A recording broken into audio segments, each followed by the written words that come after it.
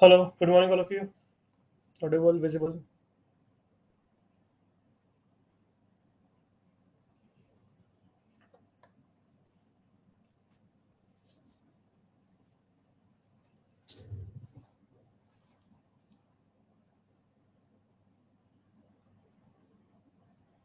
Radhe Radhe. Handout C set पे होते हैं। ये फर्स्ट डे मैंने सब एक्सप्लेन करा हुआ है भाई, है ना। तो ये वापस से वही सेम क्वेश्चंस मत पूछो। अगर अपन क्लास अटेंड कर रहे हैं तो अपने को सी सेट पे, इस पे क्या बोलते हैं, एडीसी पे क्लास के बाद अवेलेबल होता है डाउनलोड करने के लिए, है ना। जैसे ही मैं क्लास को ओवर करता हूँ, मैं शेयर करता हूँ and it is available on ADC immediately after that. सारे बच्चे यहीं से डाउनलोड कर रहे हैं, ठीक है। और फिर मैं बोलूँगा कि आप को नोट्स अपने खुद के बनाने चाहिए। जो मैं पढ़ा रहा हूँ वो अपने हाथ से लिख करके पूरा करना चाहिए, है ना। उससे अपन ज़्यादा सीखते हैं, है ना। कुछ बच्चे सोचते हैं कि हम टाइम सेव कर लेते हैं, है ना, कि सर ने तो लिखा रखा है तो वही अपन लोग प्रिंट आउट निकाल के कॉपी में लगा लेते हैं, तो वो सही नहीं है।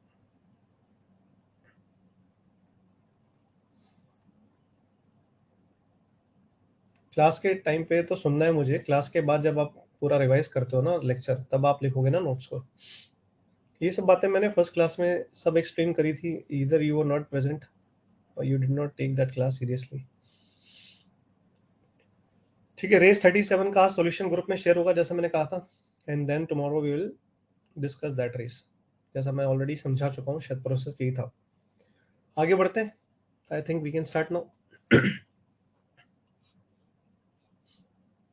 Should I start?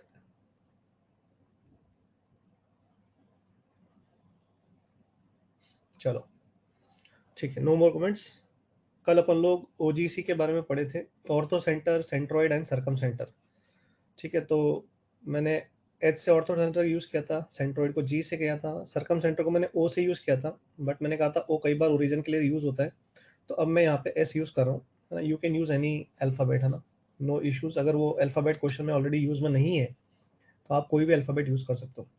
तो आई थिंक हमने एसओटी में पढ़ा है ऑलरेडी कि O G and C they are always collinear, और जो सेंट्रॉइड है वो एच एस यानी कि ऑर्थो सेंटर और सर्कम सेंटर को ज्वाइन करने वाली लाइन को किस रेशो में डिवाइड करता है? 2:1। पढ़ा था ऐसा? यस और नो? एसओटी के अंदर ऐसा अपन लोगों ने पढ़ा है कि नहीं पढ़ा है? अब अब यहाँ पर अगर थोड़ा सा अपन रिवीजन कर लेते हैं। वैसे तो ये अपने को बताया हुआ है, लेकिन मैं फिर भी हम करता हूँ। इसमें थोड़ा सा इसका प्रूफ समझाता हूँ। समझा दूँ कि ऐसा क्यों होता है? ठीक है, तो देखो ध्यान से।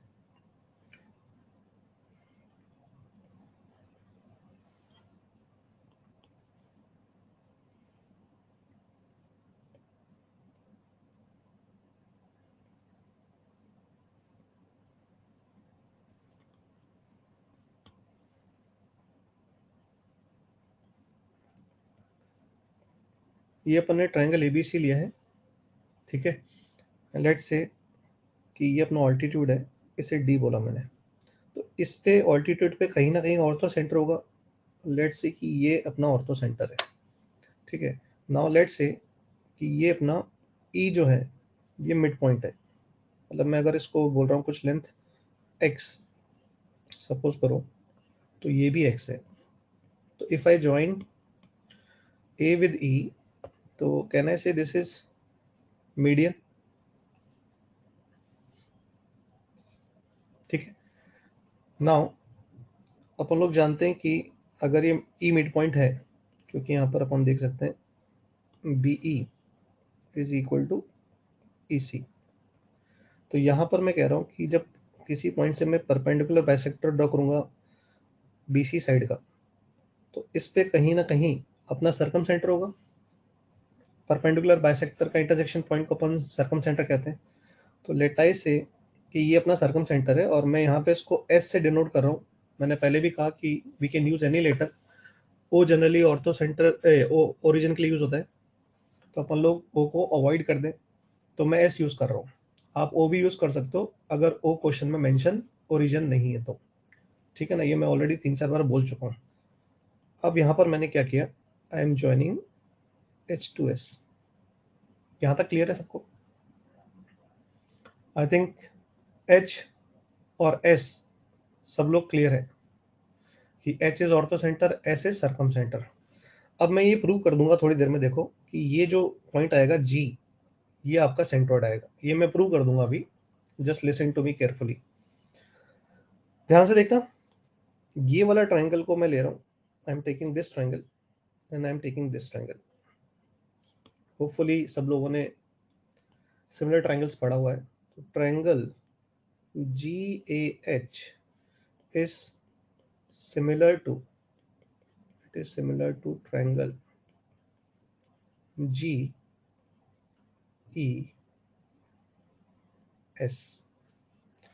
ऑब्वियसली ये एंगल बराबर होंगे, वर्टिकली अपोजिट एंगल्स, यस और नो। ये दोनों लाइन पैरेलल हैं, तो आई थिंक डाउट ही नहीं होना चाहिए कि ये वाला एंगल और ये वाला एंगल बराबर हो जाएगा। ठीक है, दोनों सिमिलर ट्राइंगल्स हैं, हाँ या ना? ठीक है, अगर अब ये सिमिलर है तो ध्यान से सुनना, थोड़ा सा एसओटी यूज करूंगा मैं। I think we know from SOT that orthocentre की दूरी वर्टेक्स से ये अपनी 2r cos से आती है। अपन लोगों ने जरूर पढ़ा होगा। ऑर्थिक ट्रायंगल, पेडल ट्रायंगल, ये पढ़ा होगा अपन ने एसओटी के अंदर। ठीक है, AH हो गया। अब SE जो है ये अपना आएगा R cos से।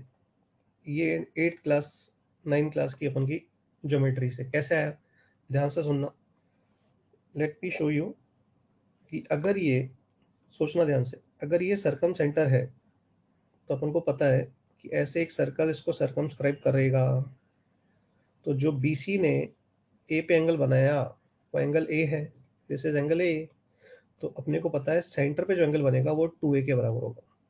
क्या ये अपन जानते हैं क्या? अगर ये अपन जानते, this is 8th 9th class है ना कॉन्सेप्ट। तो ये यहाँ पर अपने पास ऐसे कुछ है, सोचो ये B था, ये E है, ये S है। If I join with this angle is A। Obviously circum centre की वर्टेक्स से दूरी R होती है। This distance is nothing but R cos A।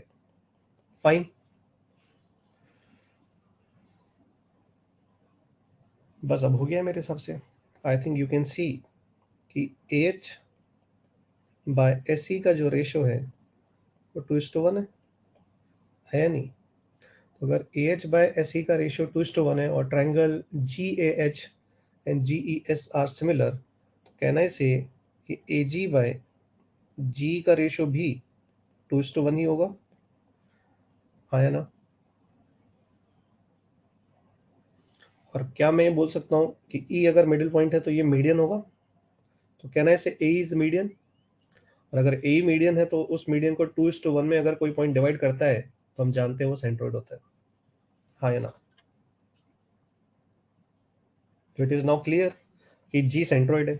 अब ये मैं यहाँ पे ये भी बोल सकता हूँ कि HG अपॉन GS जो होगा ये भी 2:1 होगा। सिमिलर ट्रायंगल है तो अपन लोग जानते हैं अगर ट्रायंगल सिमिलर है तो GA बाय GE का रेशियो, GA बाय GS का रेशियो, AH बाय ES का रेशियो, ये सब बराबर आएगा। I think you got this. I have proved why OGC in any triangle are always collinear and why centroid divides orthocenter and circumcenter line in the ratio 2:1। Is it fine? Very important है ना, ये ध्यान में रखना है। I think SOT में बताया गया है और कहा गया है कि काफ़ी काम आता है, और एसओटी से ज़्यादा ये कोऑर्डिनेट ज्योमेट्री में काम आएगा पॉइंट, है ना। वेक्टर 3D में भी दिस विल होल्ड, जैसे मैंने कल समझाया था तुम्हें कि अपन यही सारे रिजल्ट्स वहाँ पे वेक्टर 3D में और कॉम्प्लेक्स नंबर में यूज़ कर लेते हैं। जैसे अपन ने कल सेंट्रोइड निकाला था तो सिग्मा x1/3 सिग्मा y1/3, तो मैंने कहा था वहाँ पे a vector plus b vector plus c vector by 3 लिख देते थे। अगर अपन ट्राइंगल ABC में पोजीशन वेक्टर A का A वेक्टर माने, B का B माने, C का C माने, ये सब मैंने कल समझाया था, हाँ या ना? जो लोगों ने पढ़ा है, जो लोगों ने क्लास अटेंड करी है, रिवीजन का है, सबको याद होगा, ये बता चुका हूँ।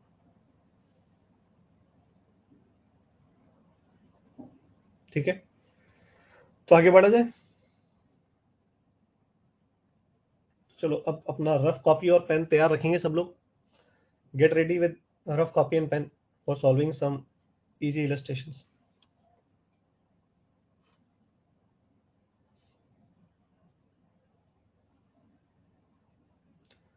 सर ऑर्थी ट्रायंगल, ऑर्थी नहीं ऑर्थिक होता है। ऑर्थिक ट्रायंगल और पिडल ट्रायंगल में थोड़ा सा डिफरेंस होता है। क्या हम लोग जानते हैं क्या कि ऑर्थिक ट्रायंगल और पेडल ट्रायंगल में there is a bit of difference? चलो ठीक है, वैसे कोई ज्यादा काम आता नहीं है, but technically there is a difference. ध्यान से सुनना। ये अपना एक ट्रायंगल है, ठीक है, तो ध्यान से सुनेंगे बस, है ना। तो यहाँ पर अपन जब परपेंडिकुलर ड्रॉप करते हैं वर्टेक्स से, ये जैसे अपना ए बी एंड सी है, दिस इज ऑल्टीट्यूड्स। ये डी हो गया, ये एफ हो गया। तो आप लोग इस वाले ट्रायंगल को जब देखते हो डी ई एफ को, है ना, तो ये जो ट्रायंगल है इसको अपन समझ रहे हैं, अपन डी ई एफ को,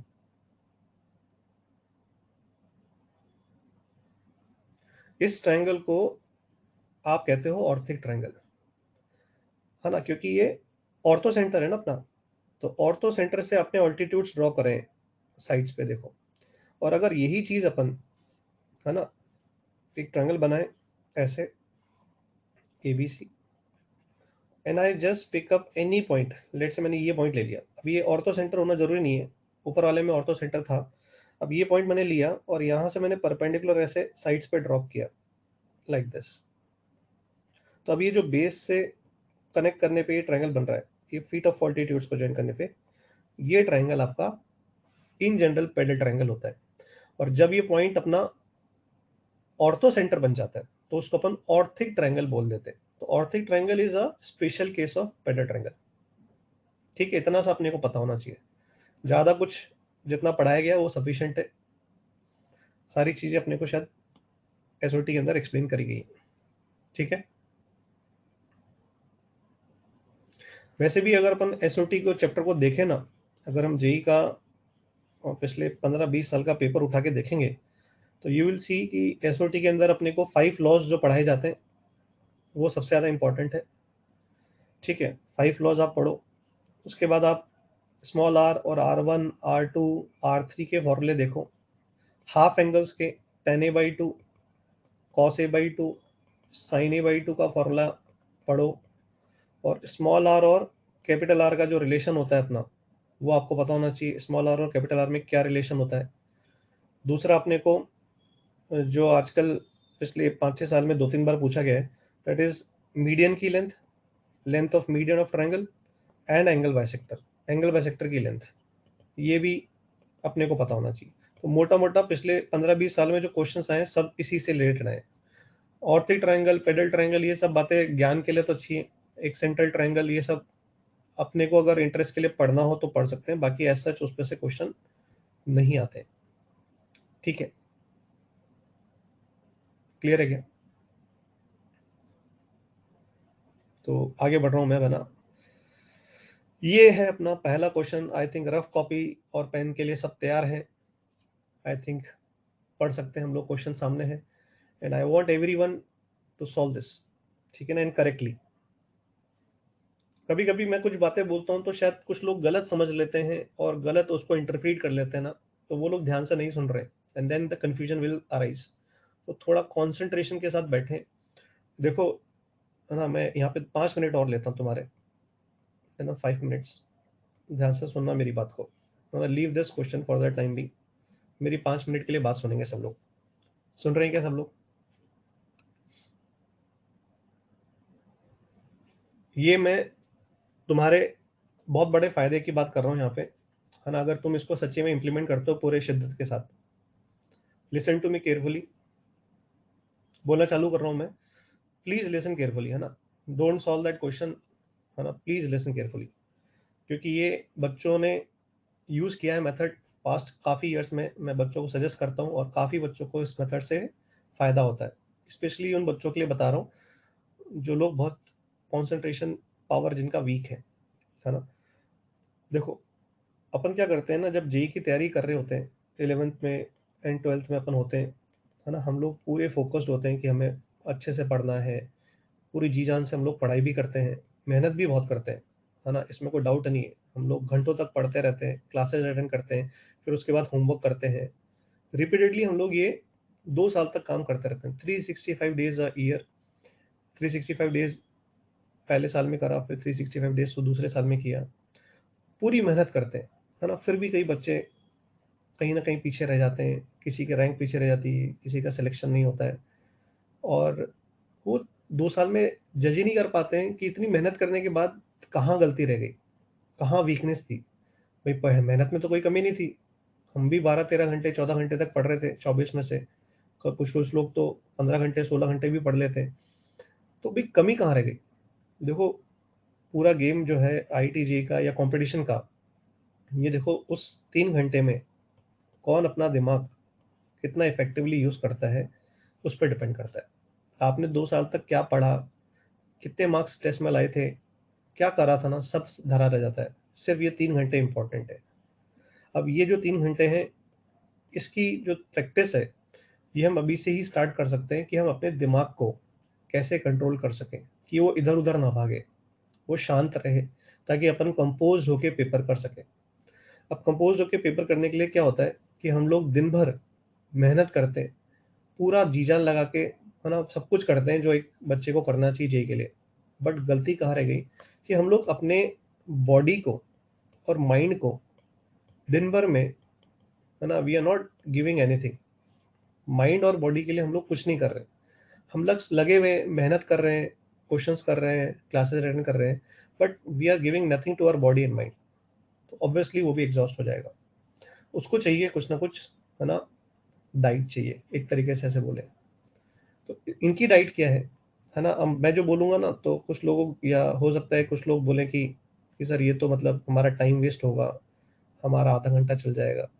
तो वो देखो अपना नज़रिया है ना? नज़रिया नज़रिया की बात होती है। क्वेश्चंस में भी यही होता है कि एक बच्चा एक क्वेश्चन को 2 पेज में कर रहा है।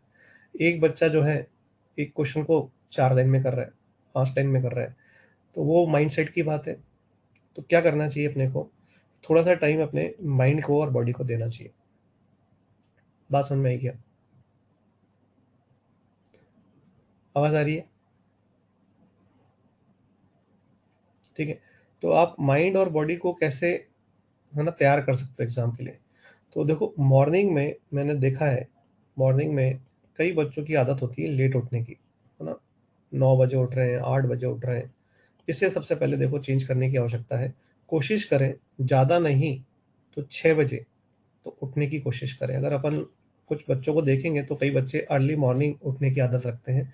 तो कोशिश करें 6 बजे, नहीं हो सके तो पहले साढ़े 6 का अलार्म लगा के उठो, फिर 6 बजे उठने की कोशिश करो और सबसे पहले मॉर्निंग में उठ के फ्रेश होके, ब्रश-व्रश करके, सब कुछ अपन क्या करें, सबसे पहले अपने माइंड को 5 मिनट से स्टार्ट करें और फिर इसको ग्रेजुअली इंक्रीज़ करके 10 मिनट करें और 5 मिनट सबसे पहले अपन उठ करके, फ्रेश होकर के, ब्रश-वश करके मेडिटेशन करें। मेडिटेशन कैसे करते हैं? भई बिगिनर को मेडिटेशन कैसे करना चाहिए? क्योंकि मेडिटेशन का मतलब होता है पूरा ध्यान लगाना। मतलब उस समय आप देखोगे कि आपका जो ध्यान है एक ही जगह कॉन्सन्ट्रेटेड होना चाहिए। ये नहीं कि आप उस समय 10 मिनट आप मेडिटेशन कर रहे हो और आप 2 मिनट तो ये सोच रहे थे कि मेरे पिछले टेस्ट में मार्क्स कम आ गए थे। फिर आप ये सोचोगे पिछली क्लास में कल ये पढ़ाया था, मुझे इसमें कुछ डाउट है। मेरा तो होमवर्क पूरा नहीं हुआ है और मेरी क्लास आधे घंटे बाद होने वाली है, 2 घंटे बाद होने वाली है। ये नहीं, अपना ध्यान यहीं पर ही होना चाहिए कि अपन पूरा कॉन्सन्ट्रेशन उस पे कर रहे हैं। तो बिगिनर के लिए क्या सबसे अच्छा तरीका है मेडिटेशन करने का कि हम लोग सब लोग, आई थिंक सबने सुना है अनुलोम-विलोम क्या होता है। तो हम क्या कर सकते हैं, हमारे घर पे जो टेरेस हो, है ना? जहाँ पे फ्रेश एयर आती हो या फिर हमारे रूम में जो विंडो हो, उसको अपन ओपन कर दें। ओपन करें और फ्रेश एयर जहाँ पे आ रही है उसके करीब बैठें, या तो टेरेस पे चले जाएँ या अपने गार्डन में चले जाएँ एंड देन सिट। आलती-पालती करके जो बैठते हैं ना अपन, चेयर पे नहीं बैठना है। आलती-पालती करके बैठें, नीचे अपन एक आसन बिछा लें। कोई भी चटाई चटाई वगैरह बिछा लो, कुछ है ना, नीचे बिछा लो, कुछ कपड़ा वगैरह, है ना, चद्दर वगैरह बिछा के और उस पे बैठ करके आईज़ क्लोज़ करें, पूरा आईज़ को क्लोज़ करें एंड अनुलोम विलोम में क्या करते हैं अपन लोग, इनहेल और एक्सहेल करते हैं। एक तरफ से नाक को बंद करा, इनहेल किया, फिर दूसरी तरफ से क्लोज किया उसको और एक्सहेल किया। प्रोसेस आप देख सकते हो, है ना, there will be lot of information on Google and YouTube, आप उसको जाके देखो अनुलोम विलोम को। और आईज बंद करके पूरा ध्यान सिर्फ अपन इनहेल और एक्सहेल पे लगाए। अगर अपन इनहेल और एक्सहेल पे पूरा ध्यान लगाएंगे तो ये अपना ध्यान कहाँ रहेगा, एक ही जगह रहेगा। और अपने को पूरा ध्यान कहाँ लगाना है, इनहेल एक्सहेल पे। तो अपन कोशिश करेंगे कि अपना ध्यान इधर उधर ना जाए। तो तुम देखोगे फर्स्ट 2 डेज 3 डेज जब तुम ट्राई करोगे तो तुम्हारा दिमाग जो है, तुम करने ये लगोगे और थोड़ी देर में तुम कुछ और बारे में सोचने लगोगे। तो तुम जैसे ही कुछ और बारे में सोच रहे हो, इसका मतलब यही है कि तुम्हारा जो दिमाग है ना, वो स्टेबल नहीं है, इधर उधर भागता रहता है। और ये सबसे बड़ी प्रॉब्लम है स्टूडेंट्स के अंदर, कि वो इधर उधर भागते हैं, सोचते नहीं है प्रॉपरली क्वेश्चन को, इसलिए उनका क्वेश्चन कहीं ना कहीं कैलकुलेशन मिस्टेक हो जाती है, या कुछ बोल कोई कुछ रहा है टीचर और वो कुछ और समझ रहे हैं अपनी मर्जी से। तो यहाँ पर ये जो चीज़ है ना, ये अपने को इम्प्रूव करने का मौका मिलेगा। इससे अपना कॉन्सेंट्रेशन पावर इंप्रूव होगा, अपना दिमाग जो है ना शांत होगा। तो सबसे पहले ये एक्टिविटी अपन स्टार्ट करें। स्टार्टिंग में आप 4 मिनट्स 5 मिनट्स से स्टार्ट करो and gradually increase to 10 minutes. तो सबसे पहले एक्टिविटी आपको ये कर दी है, ठीक है। दूसरी बात, ये अपन ने 10 मिनट कर लिया, सपोज करो आज से कुछ दिनों में अपन 5 से 10 मिनट इंक्रीज कर देंगे, ठीक है। देन 10 to 15 मिनट्स अपन क्या करें, अपन अपने ही घर पे जो गार्डन हो या टेरेस हो, उस पे जाके अपने घर के आसपास कोई अगर गार्डन है तो उस पे जाके थोड़ी देर वॉक करें। रनिंग नहीं कह रहा हूँ, वॉकिंग करने के लिए कह रहा हूँ। तो वॉकिंग करें, ठीक है। ये अपना हो गया अराउंड 25 मिनट्स के करीब अपनी एक्टिविटी हो गई है। अब इसमें अपन 10 मिनट्स के लिए, है ना, डू सम एक्सरसाइज और योगा। एंड एक्सरसाइज और yoga should not be very exhaustive, है ना। ये नहीं कि आपके पूरे हाथ पैर दुखने लग जाएं। स्टार्टिंग में तो अपन कुछ भी करेंगे तो अपनी बॉडी जो है वो ऐसे रहती है कि अपन थोड़ा कुछ एक्सरसाइज करते हैं, कुछ भी करते हैं तो एग्जॉस्ट जल्दी होती है। लेकिन ग्रेजुअली आपका स्टेमिना बढ़ेगा। तो आप 10 से 15 मिनट के लिए कम से कम, है ना, योगा या एक्सरसाइज करें, which is not very heavy, ठीक है। बिगनिंग से स्टार्ट करें। यू विल सी कि आप ये जो 25 से 35 मिनट्स आप स्टार्टिंग में आपके दोगे, है ना, आप इसको करके देखो लगातार 2 महीने के लिए। एंड देन यू सी कि आपको पूरे दिन भर में कितना, 2-4 आप दिन करोगे, उसी में आपको इतना फील होगा कि मेरा दिमाग कितना शांत हो गया है, उसके सोचने की कैपेसिटी कितनी बढ़ गई है, कंसंट्रेशन पावर मेरा इंक्रीज हो गया है। जो क्वेश्चंस को करने में पहले टाइम लेता था या कैलकुलेशन एरर करता था, वो सब बढ़ गया है मेरा, इंप्रूव हो गया है, उसके अंदर मैं इंप्रूव कर रहा हूँ। और ग्रेजुअली आप जब इसको लंबे टाइम तक के लिए करोगे, ये एक हैबिट बन जाएगा। And this will reflect in your results also. करके देखना। मैक्सिमम बच्चों ने जिनको भी सजेस्ट किया है उन सबको बहुत फायदा मिलता है। जो बच्चे कहते हैं कि हम लोग लेट नाइट स्टडी करते हैं, हम लोग 2 बजे सोते हैं, मैं कह सकता हूँ कि जो बच्चा 2 बजे सो रहा है तो ऑब्वियसली उसका दिमाग उतना इफेक्टिव नहीं रहता है। वो कहने के लिए 2 बजे तक पढ़ रहा है, लेकिन एक्चुअली में उसकी पढ़ाई हो ही नहीं रही है। क्योंकि आपको कहीं ना कहीं कोशिश करनी चाहिए कि आप अराउंड 11 o'clock सो जाओ और आप मॉर्निंग में उठो। And take sleep in night only. आप एक साथ सो, 11 बजे आप सो करके आराम से आप 6 से 7 घंटे की नींद ले सकते हो। और आप आराम से 5 बजे 6 बजे उठ सकते हो अपना शेड्यूल बना करके। दोपहर को सोने की जिन बच्चों की भी आदत है, एक सबसे बुरी आदत है, क्योंकि अपने कंपटीशन एग्जाम जनरली आफ्टरनून में होते हैं। तो बच्चे सोचते हैं कि ठीक है हम 2 साल तक तो सो लेंगे, एग्जाम जब आएगा उसके 2-3 दिन पहले बंद कर देंगे सोना। तो वो सही तरीका नहीं है। कहीं ना कहीं अपन है ना, आदत पड़ जाती है अपनी, और अपन फिर जब एग्जाम देते हैं तो अपने को नींद आ रही होती है वहां पर। कोशिश ये रहनी चाहिए, जो मैंने ये बताया है प्रोसेस, अगर तुम इसे फॉलो करोगे ना, you will see it is going to effect you, है ना। तुम देखोगे कहीं ना कहीं, ये मैंने स्क्रीन खुद ने बंद करी है ना, फिर तुम लोग जल्दीबाजी में कमेंट मत कर देना।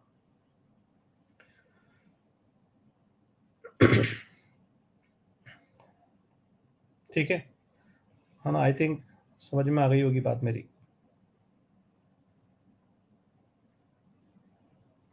बिल्कुल भी नहीं सोना चाहिए। देखो आफ्टरनून में अनटिल अनलेस तुम बीमार हो और तुम्हें कोई मेडिसिन दी गई है जिससे तुम्हें नींद आती है, उसके लिए तुम्हें मतलब ये जरूरत पड़ सकती है, तुम्हें बीमार हो तब के लिए छोड़ रहा हूँ। बाकी कोशिश करो आफ्टरनून में, है ना, सो नहीं, रेस्ट कर सकते हो, है ना, आंख बंद करके थोड़ी देर के लिए आप मेडिटेशन करके देखो। सोने से रिलैक्स नहीं मिलता अकेला, है ना। If you listen to good people जो कि नॉलेज रखते हैं, तो वे कहते हैं कि एक इंसान को ऐसा नहीं कि सो करके ही रेस्ट मिलता है, आप रिलैक्स करके भी अपनी बॉडी को, है ना, आराम दे सकते हो। तो आप थोड़ी देर के लिए जैसे थक गए हो क्लास के बाद, खाना वाना खाने के बाद आप आंख बंद करके थोड़ी देर आप लेट गए, बट सोए नहीं आप, है ना, आपने मेडिटेशन करा, उस समय आप कुछ म्यूजिक सुन लिया आंख बंद करके, वो चलेगा। लेकिन ऐसा नहीं होना चाहिए आप सो गए, ठीक है।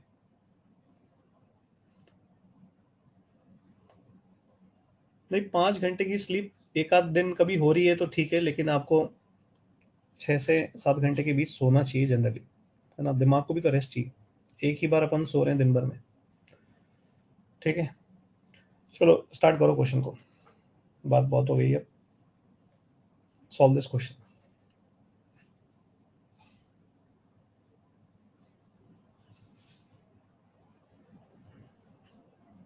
बेटा माइक पे वॉइस बहुत क्लियर है, तुम्हारे एंड पे या तो तुमने हेडफोन नहीं लगा रखे हैं या तुम्हारा जो वॉल्यूम है वो कम है। वॉल्यूम तो बहुत हाईएस्ट पे सेट कर रखा है, मेरे हिसाब से सबको वॉल्यूम आ रहा होगा। सबको वॉल्यूम आ रहा है ना अच्छे से? देखो सब लोग कमेंट लिख रहे हैं कि हाँ, नो प्रॉब्लम सर। एक आध जने जिसको दिक्कत है उसको मैंने कहा ना अपने एंड पे थोड़ा सा देखना चाहिए, यूज, है ना, हेडफोन इफ अगर तुम्हारे लैपटॉप या कंप्यूटर पे वॉल्यूम कम है तो।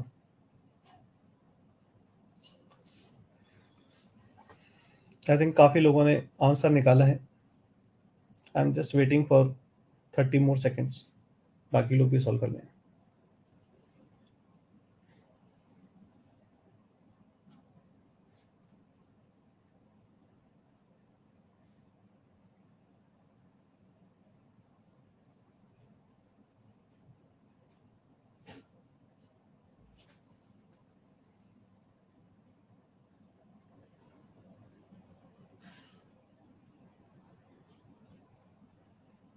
तो यहाँ पर देखो कुछ बच्चों ने तो दिमाग लगा के राइट आंसर दिया है, लेकिन कुछ बच्चे ऐसे हैं जो इनकम्प्लीट आंसर दे रहे हैं, है ना? अगेन कल उन्होंने मेरी बात को अच्छे से सुना नहीं है, इसका मतलब देखो यही डिफरेंस हो जाता है। क्या गलती करी है जिन लोगों ने इनकम्प्लीट आंसर दिया?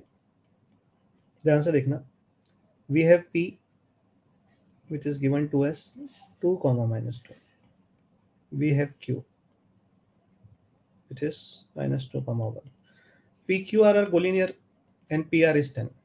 तो जनरली बच्चे क्या करते हैं कि ये डिस्टेंस निकाला तो 5 आ गया, तो ये 5 आ गया, तो इसमें अपन r को इधर बना देते हैं, दिस इज r।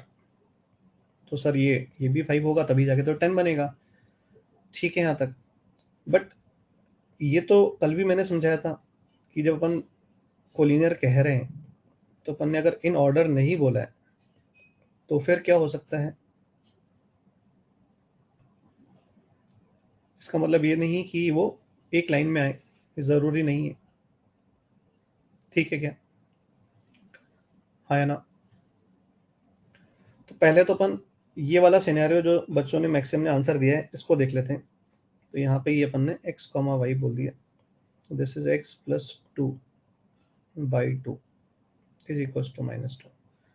ये मिड पॉइंट हो जाएगा क्योंकि डिस्टेंस 5 और 5 है, तो x की वैल्यू आपकी आ गई -6। इसी तरह से y plus -2/2 is equal to 1। तो यहाँ से y की वैल्यू आ जाएगी 4 के बराबर। तो मैक्सिमम लोगों ने -6,4 तो दिया है ना? ठीक है, तो ये तो जिन्होंने दिया सही है, बट ये इनकम्प्लीट आंसर हो गया। एक और फोटोग्राफ बनाया जा सकता है, आई थिंक अगर अपन समझे तो, कि अगर अपन आर को इधर बना दे हेयर, तो ये डिस्टेंस आपका 10 है और ये डिस्टेंस आपका 5 है, तो अपन कह सकते हैं ना ये 2:1 में डिवाइड कर रहा है, 2:1 में डिवाइड कर रहा है। क्लियर? मैं इसको ऐसे अलग से लिख देता हूँ, नहीं तो कुछ लोग कंफ्यूज हो जाएंगे। P R upon P Q, ये आपका 2:1 हो जाएगा। तो यहाँ पे अगर मैं इसको x कॉमा वाई बोलूँ तो हम निकाल सकते हैं 2:1 से। अब बताओ आंसर क्या होगा, सेकेंड आंसर, जिन लोगों ने पहले इनकम्प्लीट आंसर दिया था।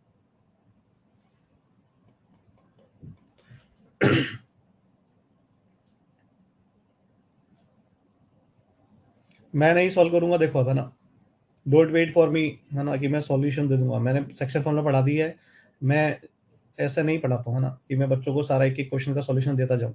मैं बच्चों से ज़्यादा कराने बिलीव करता हूँ, और जो बच्चा करता है वो सीख जाता है। और जो नहीं करेगा वो पीछे रह जाएगा, सीधी सी बात है। और मैं आगे भी कोई बच्चा मेरे को बाद में बोलेगा कि सर फिर से बता दो, मैं नहीं बताऊंगा, क्योंकि ये आना चाहिए अपने को, कल पढ़ा दिया गया section formula. I am waiting for the second answer.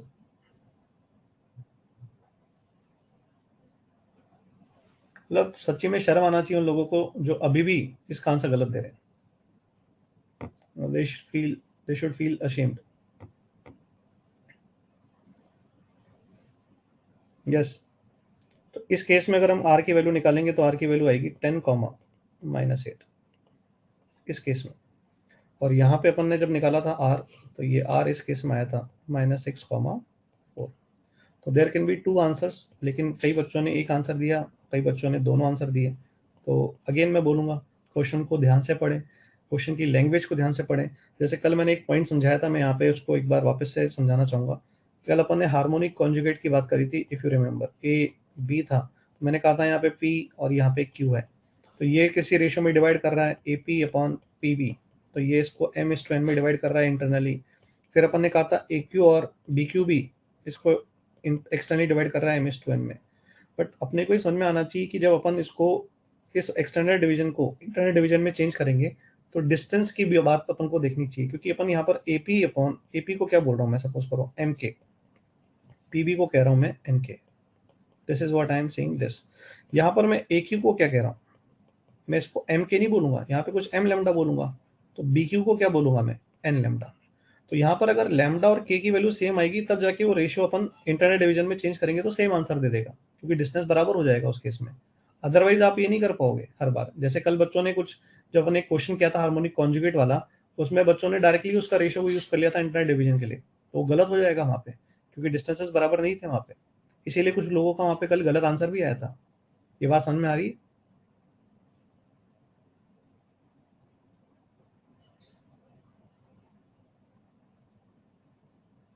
ये बात मैंने जो बोली है अगेन बहुत इंपॉर्टेंट है, अभी अगर किसी ने ध्यान से नहीं सुनी है तो फिर वो गलती वापस रिपीट करेगा। Ratio is not equal to distance, कल भी मैंने समझाया था। रेशियो ऑफ, समझ में आ रहा है ना, कल भी मैंने बताई थी ये बात। Ratio is not equal to distance. जैसे यहाँ पर इसी क्वेश्चन में देखो, ये डिस्टेंस 10 है और ये 5 है, बट रेशियो क्या है, 2:1। ये डिस्टेंस 5 और 5 है, रेशियो क्या है, 1:1। आई बात समझ में? तो कुछ लोग गलत समझ लेते हैं एंड देन दे थिंक कि आंसर क्यों नहीं आ रहा है, हमने तो ऐसे ही किया था, क्योंकि उन्होंने बात पूरी नहीं समझी। It can be external division can be converted into internal division, but आपका डिस्टेंस का रेशियो फिर सेम होना चाहिए, तब आके आप उसको सेम टू सेम रेशियो में लिख पाओगे, अदरवाइज हर बार थोड़ी लिख पाओगे। आया ना? एक स्टूडेंट कह रहा है कि वॉइस इज लैगिंग, मैं एक बार इसको रीस्टार्ट कर देता हूँ। वैसे तो मेरे एंड पे तो परफेक्टली ऑल राइट है, लेकिन मैं फिर से रीस्टार्ट कर रहा हूँ।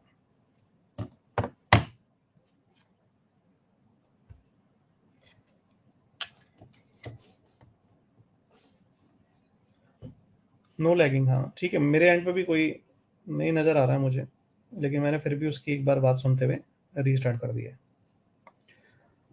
ठीक है, परफेक्ट। आगे बढ़े, नेक्स्ट क्वेश्चन, इसको सॉल्व करेंगे। Again read the question carefully and then give the answer.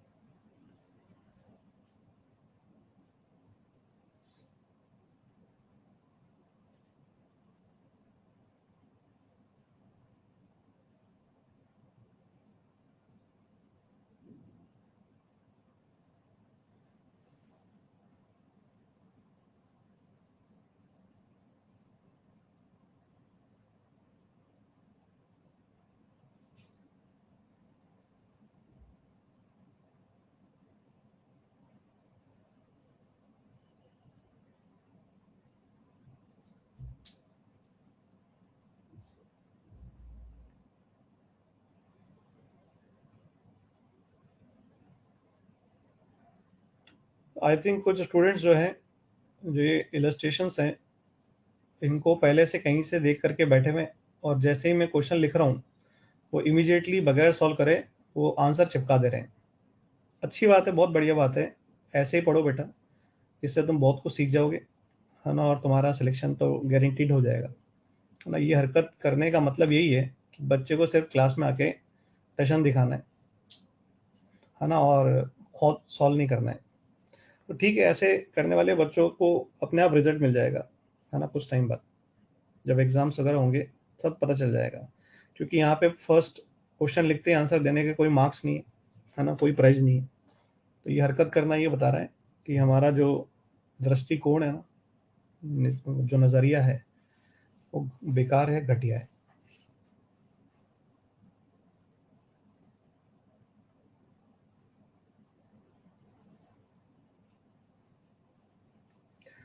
तो अगेन अपने पास यहाँ पे जो क्वेश्चन है बहुत सिंपल है, बट अगेन बिकॉज ऑफ कि हम क्वेश्चन को तमीज से नहीं समझते, तो हम कहीं ना कहीं गड़बड़ कर देते हैं, है ना। यहाँ पर देखो क्या बोला उसने, कि उसने आपको 3 पॉइंट दिए, है ना, 3 पॉइंट से ऐसा एक ट्रायंगल बन जाएगा लाइक दिस।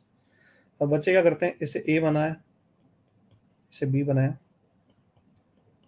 ठीक है, एंड इसे सी बोला, 3,7। अब वो कह रहे हैं कि डी निकालो जिसके लिए पैलोग्राम बन जाए। तो बच्चा क्या करता है, ठीक है, इसको ऐसे कर देते हैं लाइक दिस, ये डी हो जाएगा सर। तो उसने कहा find possible coordinates D so that figure form this parallelogram. उसने ये नहीं कहा कि A B C D parallelogram बनना चाहिए। तो यहाँ पर बच्चे ने अपने आप मान लिया कि ए बी सी डी ही एक पैलोग्राम होगा, जबकि पॉसिबिलिटीज तो और भी हो सकती है। तो ये एक पॉसिबिलिटी से एक आंसर निकाला है। अब मैं तुमसे कहूं कि अगर मैं डी को इधर ले लेता, तो एक और पैलोग्राम तुम्हें शायद दिख गया होगा, ये भी एक पैलोग्राम बन सकता है, ये मैं इसे भी डी बोल सकता था। लेट्स से इसे मैंने D1 बोला, इसे मैंने D2 बोल दिया। एंड नाउ अभी एक और पॉसिबिलिटी है, if you see carefully there can be one more possibility, ये भी एक पैलोग्राम हो सकता था, D3। तो can you see there will be 3 answers of the possible coordinates of the fourth point for which the parallelogram will be formed। समझ में आया क्या? अगेन मैं बोलूंगा, ये छोटी छोटी सी गलतियां स्टार्टिंग में ही अपन ओवरकम कर लेंगे, तो फिर आगे जब अपन पढ़ेंगे तो अपने को दिक्कतें नहीं आएगी। Again read question carefully. तो एक तो ये अपना आंसर जो निकाला लोगों ने वो बिल्कुल सही है। अपन जानते हैं डायगोनल्स बाइसेक्ट करते हैं, तो वो लोगों ने क्या करा, इसका मिड पॉइंट निकाला ए सी का, और उसको यूज करके फिर डी का वैल्यू निकाल दिया। इसी तरह से यहाँ पर अपन ए बी का मिड पॉइंट निकालें, फिर हम इसको यूज करके D2 निकाल दें। इसी तरह से हम यहाँ पे बी सी का मिड पॉइंट निकालें और इसको यूज करके D3 निकाल देंगे। समझ में आया क्या? तो क्या मैं चारों, sir I have a doubt please on mic. हाँ बोलो भाई, माइक ऑन कर देते हैं। मिस्टर निशांत कृष्णा, बोलना चालू करेंगे भाई, हैंड रेज करो और बोलना चालू करो। सर उधर तो एक ही पॉसिबिलिटी होना चाहिए ना सर, ये D2 और D3 पॉसिबल नहीं है ना sir. A B C D कैसे हो रहा है सर, कॉन्जिक्यूटिव इंटीजर्स नहीं है ना सर।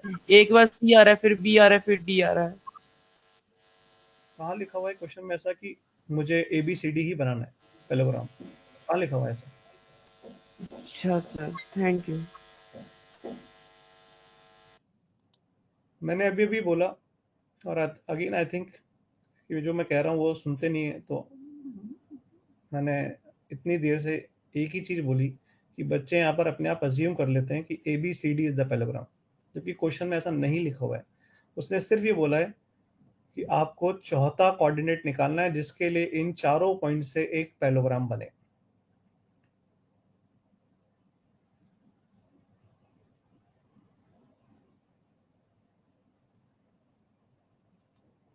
राधिका अग्रवाल है जरीज, हाँ बोलो भाई राधिका अग्रवाल, माइक ऑन है। तो अगर अपन कार्टेशियन प्लेन पर देखेंगे इन सारे पॉइंट्स को, तो उसके अकॉर्डिंग तो एक ही डी आ सकता है। कार्टेशियन प्लेन पे एक ही पॉइंट आ सकता है? क्यों आ सकता है एक ही पॉइंट? सर जब मैंने इनको प्लॉट करा पॉइंट्स को प्लेन पर, तो उसके अकॉर्डिंग मुझे एक ही पॉइंट मिला। बेटा अभी अपना प्लॉटिंग स्किल अच्छा नहीं है शायद, है ना। इसीलिए अपन जो टीचर कह रहे हैं ना वो सुन रहे हैं, ना वो बात को समझ पा रहे हैं। पूरी क्लास में सबको बात समझ में आ रही है, 2-3 लोग ये नहीं समझ पा रहे हैं कि यहाँ पर ये एक पैलोग्राम बनेगा, साफ-साफ दिख रहा है। एक पैलोग्राम ये बनेगा और एक पैलोग्राम ये बनेगा। सिंपल सी बात है। मुझे तो समझ में ये नहीं आ रहा है कि या तो हमें पैलोग्राम का मतलब नहीं पता है, या हम क्वेश्चन को पढ़ना ही नहीं चाह रहे हैं। हम तो बस ये अज्यूम करके बैठे हुए हैं कि ABCD ही पैलोग्राम होता है दुनिया में। ACBD पैलोग्राम हो ही नहीं सकता, ABDC पैलोग्राम हो ही नहीं सकता। ये तो हम समझ में मतलब मुझे नहीं आ रहा कि इतनी सी बात क्यों समझ में नहीं आ रही है लोगों को। क्वेश्चन में कहीं नहीं लिखा है कि ABCD इज द पैलोग्राम। उसने सिर्फ ये लिखा है find the possible coordinates of the D so that the figure formed is a parallelogram. और अगर ऐसे बेकार के डाउट्स पूछेंगे ना भाई, तो फिर मतलब मुझे थोड़ा सा सोचना पड़ेगा माइक ऑन करने से पहले, क्योंकि मैं जो बातें बोल रहा हूँ वो ना सुन के फिर मैं बार बार 3 बार रिपीट करूँ तो फायदा क्या है ना। There is no use. फिर एक और जने ने, कुमारा गुरु, हाँ भाई साहब बोलिए आप, आपको क्या दिक्कत है? by mistake, sorry. ठीक है, तो देयर विल बी 3 आंसर्स। मैं आंसर लिख देता हूँ, you can I think verify. और अगर किसी को चाहिए कि सर आप तो सॉल्यूशन दे दो, तो मैं एक सॉल्व करके दिखा देता हूँ। ये 3 आंसर आएंगे। आई थिंक सब लोगों ने, जिन्होंने भी जैसे मैंने कहा है वैसे किया है, यही आंसर आए होंगे। और अगर कोई चाहता है सर आप तो सॉल्व करो, तो मैं कर देता हूँ। ये लो, एक करके दिखा देता हूँ। मैं इस फोटो की बात कर लेता हूँ यहाँ पे। तो ये हो गया ए। देखो, एक स्टूडेंट पे डिपेंड करता है कि वो अपना लेवल कितना रेज कर सकता है ना। और एक स्टूडेंट जब इस तरह के बेकार के डाउट पूछता है ना कहीं ऐसा लगता है कि मतलब आईटी की तैयारी मजाक नहीं है। तो हम थोड़ा सा अपन अपने आप को थोड़ा तैयार और करें।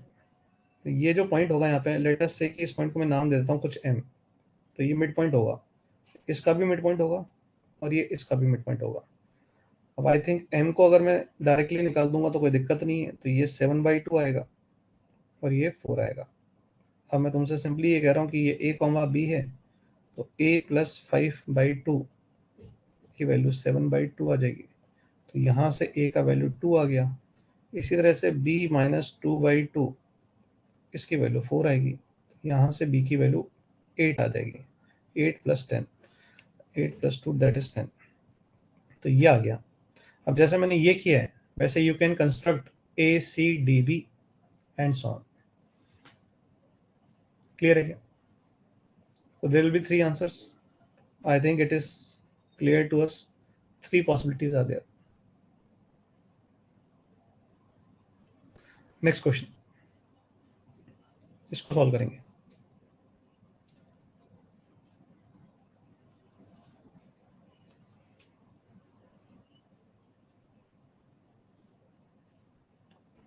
Section formula is better to use. Distance formula is ना टाइप, क्या बोलूँ मैं कि मतलब मुश्किल है कि आप सेक्शन फॉर्मूला और डिस्टेंस फॉर्मूला को दोनों को रखोगे तो सेक्शन फॉर्मूला का ज़्यादा यूज दिखता है। डिस्टेंस फॉर्मूला को जहाँ तक हो सके अवॉइड करो, जब तक कि क्वेश्चन उसके बिना हो ही ना रहो।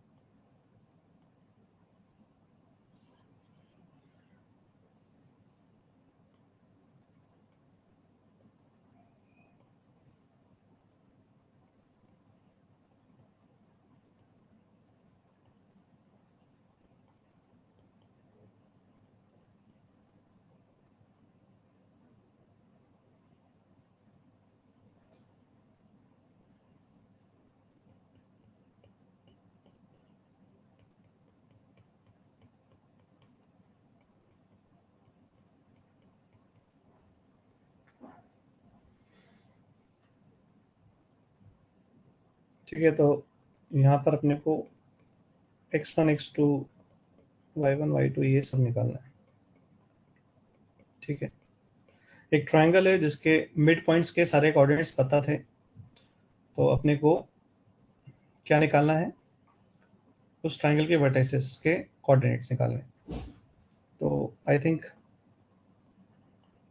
सीधे सीधे से मैं लिखते जा रहा हूँ, x1 plus x2 by 2 is equal to 2 होगा तो 4 हो गया, x2 plus x3 by 2 is equal to 1 होगा तो ये 2 हो गया, and x3 plus x1 by 2 0 है तो 0 हो गया।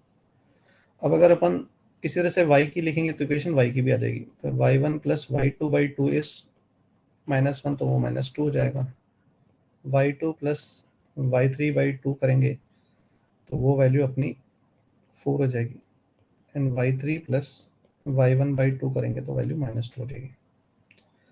ठीक है, नाउ ऐड दीज 3 इक्वेशंस। ध्यान से देखना मैं कैसे कर रहा हूँ। तो अगर मैं तीनों को जोड़ूंगा तो 2 times sigma x1 is equal to 6, तो सिग्मा x1 की वैल्यू 3 आ गई। Now you can use this equation here to get x3। तो आई थिंक x3 की value x1 plus x2 plus x3 3 है, हाँ है ना? तो कितना आ जाएगा x3? x1 plus x2 plus x3 अगर 3 है और x1 प्लस x2 की वैल्यू 4 है तो x3 की वैल्यू -1 आएगी। अभी भी 1 दे दिया था किसी ने आंसर। अच्छा, इसी तरह से आप इसको इस इक्वेशन में रख दो तो आपको x1 मिल जाएगा। तो अगर अपन सेकंड इक्वेशन में रखते हैं तो x1 की वैल्यू मिल जाएगी, हाँ या ना? या फिर आप इसमें रखो, x3 आपको मिल चुका है तो x1 की वैल्यू 1 हो जाएगी। इसी तरह से आप x2 पे कमेंट कर सकते हो, x2 कितना हो जाएगा बताओ? 3 हो जाएगा। मैं क्या कह रहा था यहाँ पे, थोड़ा सा यहाँ पे क्वेश्चन कराने का पर्पस कुछ और था कि कैलकुलेशन तो सब लोग कर लेंगे मुझे पता है। थोड़ा सा यहाँ पर ध्यान से देखना, DEF ट्रायंगल का सेंट्रोइड बताओ।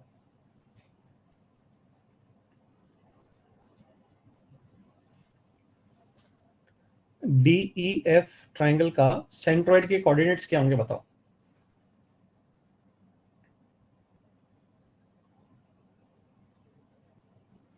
सबको दिख रहा है 1,0 होंगे।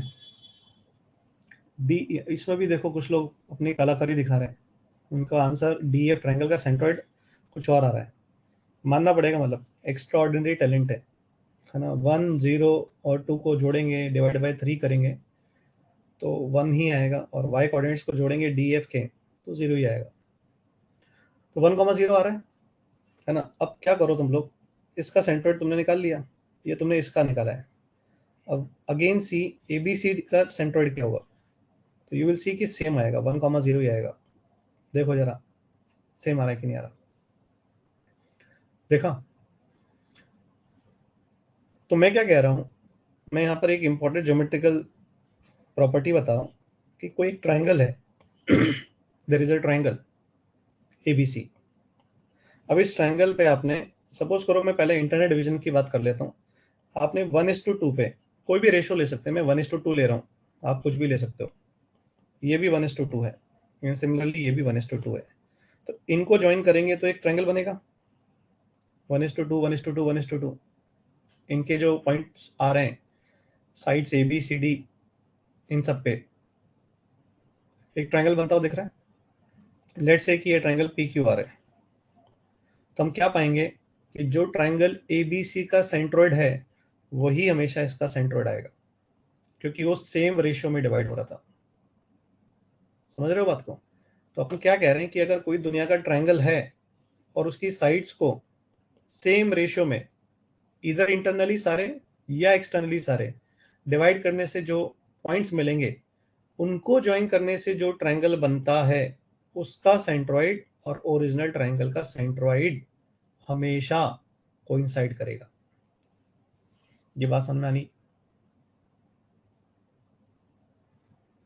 अब ये मैंने क्यों बताया कि सर इसका तो उससे कुछ लेना देना है ही नहीं, बिल्कुल कुछ लेना देना नहीं है, बट फ्यूचर में आप कोई क्वेश्चन कर रहे हो और आपको कोई ऐसे सोचे कि सर ये आपको 3 पॉइंट दे दिए किसी ने, सपोज करो ये a कॉमा b दे दिया, मतलब ये 1,2 है, सपोज करो ऐसा कुछ दे रखा है, ये -1,0 दे दिया, ये 5,8 दे दिया, एक ट्रायंगल बन गया।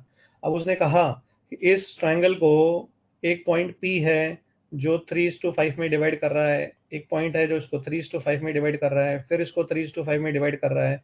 तो ये जो ट्रायंगल PQR बन रहा है, इसका क्या बताओ, सेंट्रोइड बताओ। तो तुम लोग क्या करोगे, तुमने कहा, याद आया कि सर ने बताया था कि अगर अपन ओरिजिनल ट्रायंगल को किसी रेशियो में लेकर के पॉइंट्स निकालते हैं, सेम इंटरनली और एक्सटर्नली दोनों के लिए होल्ड करेगा, तो फिर जो ट्रायंगल बनता है उसका सेंट्रोइड ओरिजिनल ट्रायंगल के सेंट्रोइड से हमेशा कोइंसाइड करेगा। समझ में आया क्या? तो ये पता होने से क्या हो गया, अपना टाइम बच जाएगा।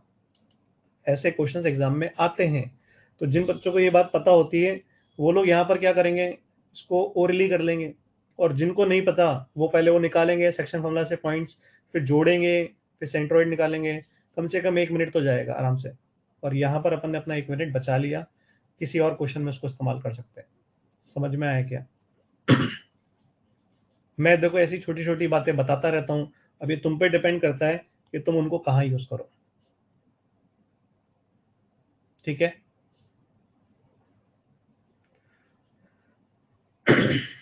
लिखा देता हूँ, चलो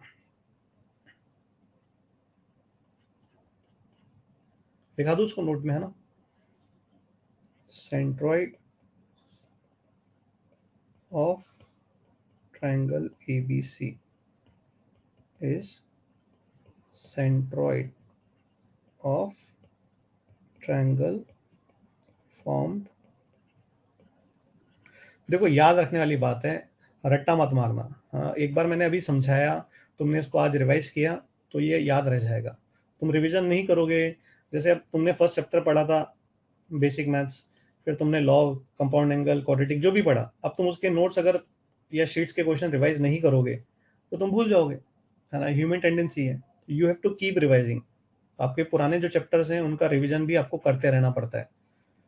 ठीक है, क्या लिखा रहा था मैं, centroid of triangle ABC is the centroid of triangle form by joining the points dividing the 3 sides in same ratio। ठीक है, तो यहां पर इसको चाहें तो अपन अगले पेज पे शो भी कर देते हैं एक नए फोटो से। ये अपना ट्रायंगल था ABC, this is triangle ABC। We took some point जो कि इसको सेम रेशियो में डिवाइड कर रहे हैं। Let's say this is P, this is Q and this is R। तो इफ आई ज्वाइन PQR,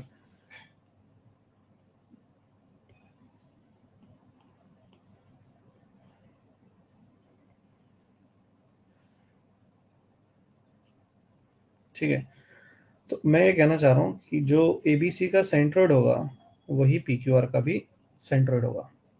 जैसे अपन ने ये कुछ भी ले लिया, सपोज करो this is M:N, this is M:N and this is also M:N।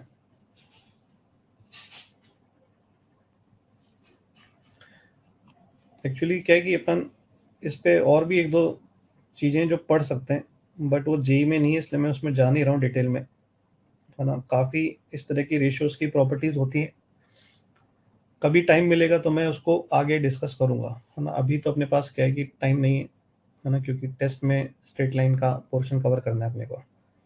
ठीक है, आगे बढ़ूँ मैं, क्लियर है क्या? अच्छा, ये जरूरी नहीं है देखो कि ये इंटरनल डिवीजन के लिए ही है ना। आप ये चीज़ एक्सटर्नल डिवीजन के लिए भी कर सकते हो, है ना। सेम चीज़ आप एक्सटर्नल डिवीजन के लिए भी जाके कर सकते हो। तो ऐसे भी आप एक्सटर्नल डिवीजन पे भी अगर आप पॉइंट्स को लोगे ना, तो उस ट्रायंगल का भी सेंट्रोइड ABC ट्रायंगल के सेंट्रोइड से कोइंसाइड कर जाता है ना। इंटरनल डिवीजन होना कोई कंपलसरी नहीं। ठीक है, तो ये मैंने कोशिश करी है कि पॉइंट लिखा दिया है और समझा भी दिया है।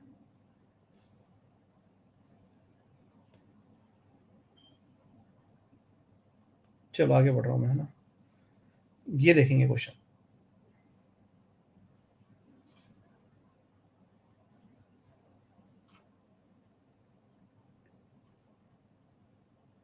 फटाफट सॉल्व करेंगे भाई।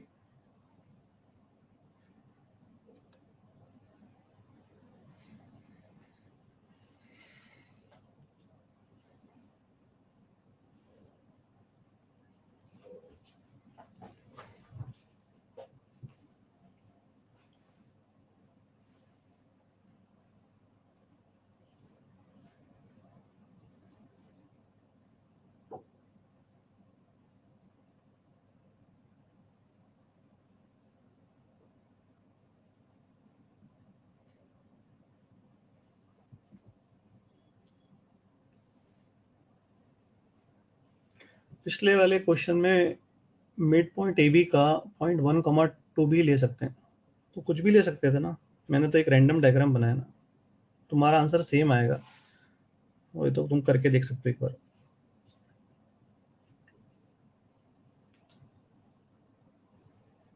अक्षत राज, ठीक है, मैंने बोल दिया पॉइंट शायद, है ना।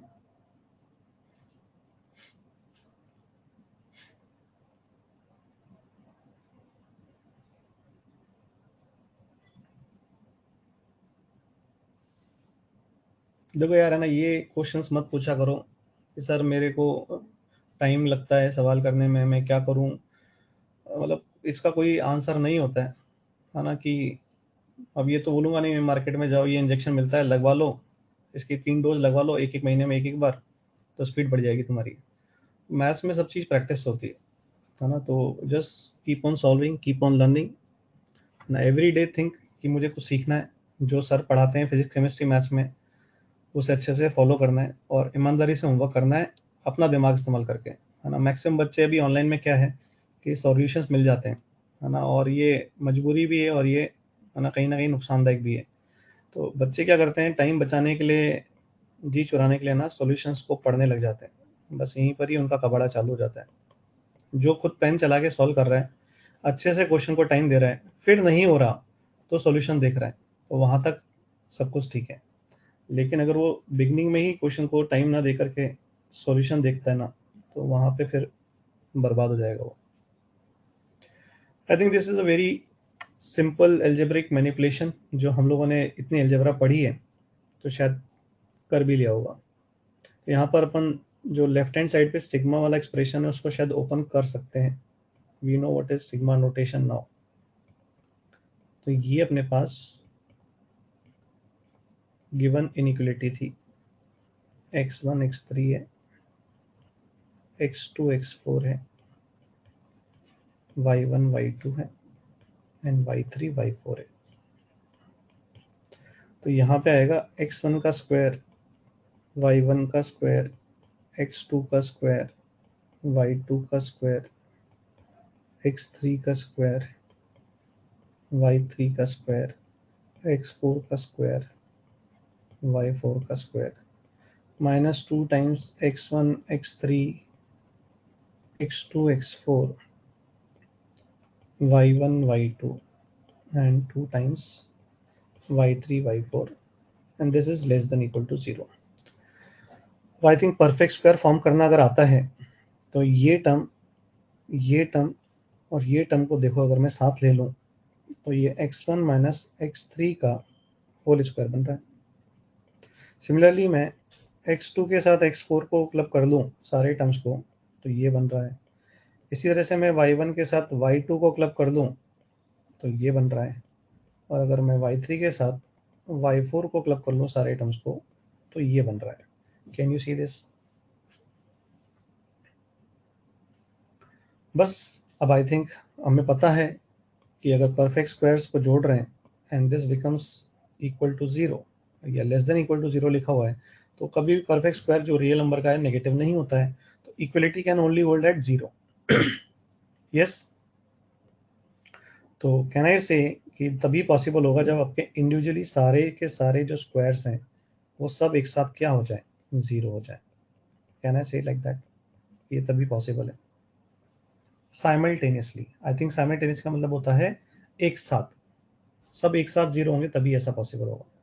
तो आई थिंक इसका मतलब हो गया कि x1 की वैल्यू आपकी x3 के बराबर होगी, x2 की वैल्यू आपकी x4 के बराबर होगी, y1 की वैल्यू आपकी y2 के बराबर होगी और y3 की वैल्यू आपकी y4 के बराबर होगी। अब अगर मैं सिंपल सा तुमसे बोलूँ xy प्लेन पे अपन इनको प्लॉट करते हैं, तो अगर x सेम है और उस पर y चेंज हो रहा है तो क्या मतलब होता है, शायद सबको पता है। यहाँ पर अपन ने ले लिया, यहाँ पर अपन ने एक पॉइंट ले लिया, सपोज करो दिस इज x1, तो ऑब्वियसली ये x3 होगा। फिर आपका y1, ये y1 ले लिया और y3 और y1 y2 सेम है तो ये y2 हो गया। फिर नाउ इसको ऐसे ज्वाइन किया अपन ने, आई थिंक x2 ये है तो ये x4 हो गया और ये अपना अगर अपन क्या ले लें y3 ले लें तो ये आपका y4 हो गया। एंड इसमें तो कोई डाउट ही नहीं होगा कि ये एंगल 90 डिग्री है, क्योंकि ये स्ट्रेट लाइन है, एक लाइन x एक्सिस के पैरेलल है और एक line y1 is equal to y2। अच्छा मैंने उल्टा बना दिया, ओके मैंने उल्टा बना दिया, बिल्कुल सही है, y1 और y2 मैंने अलग जगह बना दिया। ये होगा y1 and y2, this is y1 and y2 and this is y3 and y4। अब ठीक है, ठीक है। तो अपना ये क्लियर हो गया कि ये जो लाइन है ये x एक्सिस के परपेंडिकुलर है और ये जो लाइन है ये y एक्सिस के परपेंडिकुलर है, तो obviously this angle has to be 90 degree. Clear? आवाज नहीं आ रही?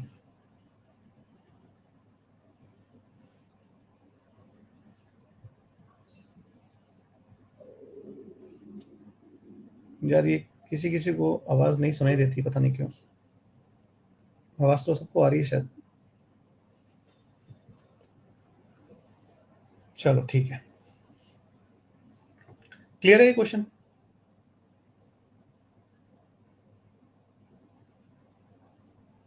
चलो आई विल ओवरलुक दो स्टूडेंट्स फ्रॉम नेक्स्ट टाइम। अगर आवाज आ रही है तो मैं पूछ लूंगा, उसके बाद उनको नहीं आ रही तो वो लोग अपना डिवाइस चेक कर लेंगे। This is the question, I think it is clear. कुछ बच्चों ने तो अपने आप कर भी लिया होगा। Is it clear? सिंपल सा है ना, परफेक्ट स्क्वायर बनाना है देखो, और फिर आप परफेक्ट स्क्वायर्स को जोड़ रहे हो और आप कह रहे हो लेस देन इक्वल टू 0, तो रियल नंबर के perfect square can not be, है ना, लेस देन 0, तो it has to be equal to 0। तो परफेक्ट स्क्वायर्स का सम 0 के बराबर तभी है जब इंडिविजुअल सारे परफेक्ट स्क्वायर एक साथ 0 हो जाए। आई थिंक ये तो सिंपल सी बात है, अलजेब्रा काफी पढ़ चुके हैं। आगे बढ़ू, चलो solve this question.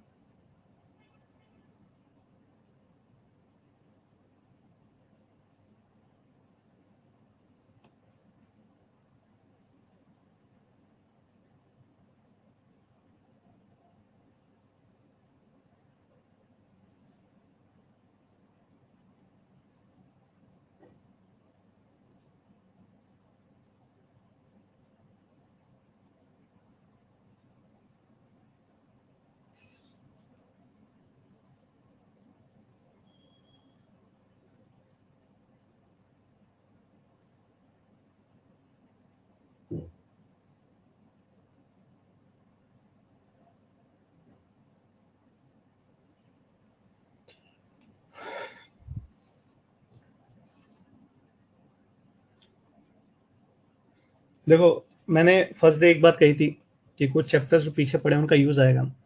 I think अपन लोगों ने देख लिया है कि यहाँ पर जैसे अपन थ्योरी ऑफ इक्वेशन का यूज ले रहे हैं, ठीक है, तो थोड़ा बहुत जो पीछे पड़े हुए हैं बेसिक नॉलेज अपनी यहाँ पर काम आने वाली है। I think this is simple question. x1 x2 x3 are the roots of this cubic.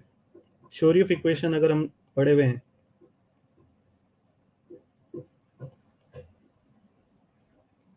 तो आई थिंक सब लोग अग्री करेंगे कि सिग्मा x1 की वैल्यू क्या होगी बताएंगे, सिग्मा x1 x2 क्या होगा बताएंगे, x1 x2 x3 क्या होगा बताएंगे। बताओ भाई, What is sigma x1? 3p. Sigma x1 x2 3q. Product 1. अब उसने कहा है कि आपका सेंट्रोइड निकालना है ट्रायंगल का, और उस ट्रायंगल के वर्टेक्सेस उसने आपको पकड़ा दी। ये x1 है और 1/x1 है, ये x2 है और 1/x2 है, ये x3 है और 1/x3 है। देखो मैं एक एक स्टेप जनरली लिखता नहीं हूँ, लेकिन अभी क्योंकि अपन है ना कोऑर्डिनेट चालू किए हैं, इसलिए मैं थोड़ा धीरे जा रहा हूँ। जैसे ही वी गेट कॉन्फिडेंस और हम थोड़ा प्रैक्टिस कर लेंगे, तो मैं छोटी छोटी चीज़ों को सीधे ओरली बोल के निकल जाया करूँगा, है ना। आई थिंक कोई दिक्कत किसी को होगी नहीं। तो यहाँ पर अपना आ जाएगा सिग्मा x1/3, और ये आएगा अपना 1/x1 1/x2 1/x3/3। ये अपने सेंट्रोइड के कोऑर्डिनेट्स हो जाएंगे। क्लियर है क्या? तो आई थिंक सिग्मा x1 तो 3p है, तो ये p आ जाएगा। और ये ध्यान से अगर देखो तो ये सिग्मा x1 x2 बनेगा, और नीचे बनेगा 3x1 x2 x3, and I think this is p, this is 3q और नीचे 3, तो p, q आंसर आ गया। हाँ या ना? Done, fine.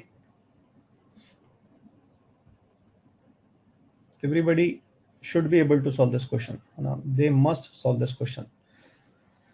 ठीक है, यहाँ पर कुछ लोगों से जब मैंने पूछा था ये, तो कुछ लोगों ने माइनस प्लस की कहीं गलती कर रखी थी। तो आई थिंक उन्हें थ्योरी ऑफ इक्वेशन, है ना, इतना सा आना चाहिए, है ना। माइनस प्लस की गलती नहीं होनी चाहिए। ये नेक्स्ट क्वेश्चन है, किसे करेंगे?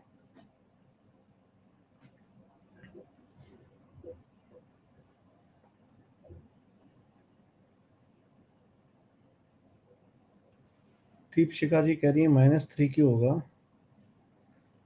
नहीं, 3q ही होगा। ये थ्योरी ऑफ इक्वेशन नहीं किसी को आता है, इसका मतलब है, अगर वो माइनस साइन बोल रहा है तो।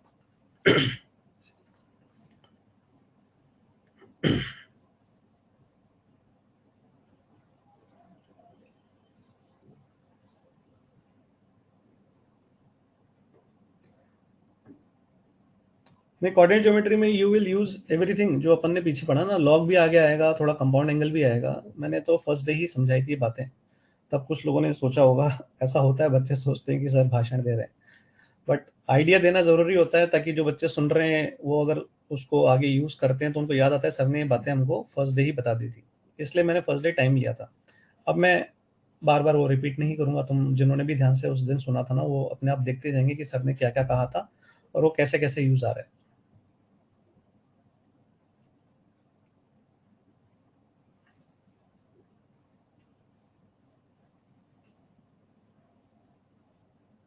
नवनीत, अभी क्वेश्चन सॉल्व करो। टेस्ट में जो जो पढ़ाया जाता है वो हमेशा आता है, ये पहली बार तुम टेस्ट नहीं दे रहे हो, तो अभी क्वेश्चन सॉल्व करो।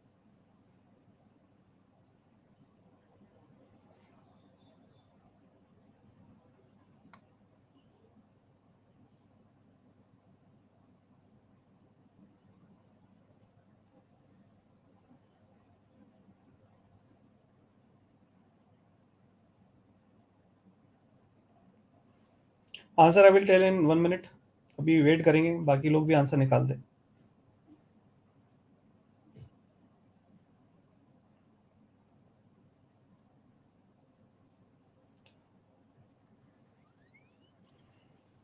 इस पर भी कई लोगों के अलग अलग आंसर आ रहे हैं। अगेन सरप्राइजिंग इजी क्वेश्चन है मेरे अकॉर्डिंग। तो क्वेश्चन सबका आंसर सेम आ जाना चाहिए।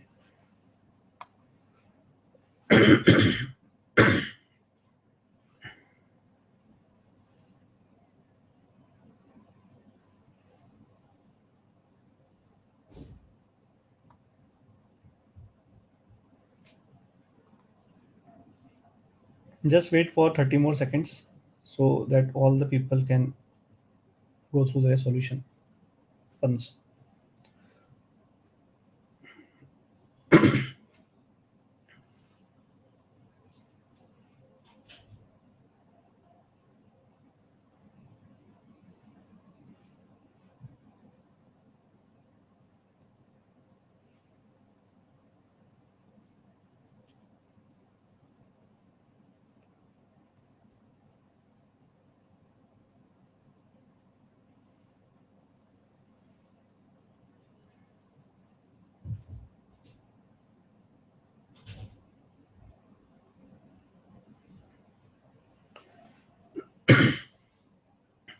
आई थिंक अब स्टार्ट कर देते हैं।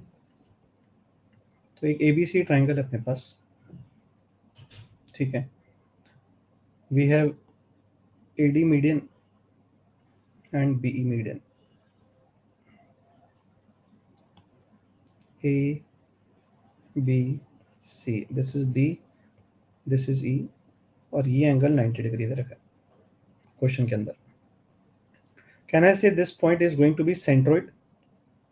तो AG अपॉन GD का जो रेशियो होगा वो BG अपॉन G के रेशियो में बराबर बैठेगा 2:1। यहाँ तक कह सकता हूँ मैं।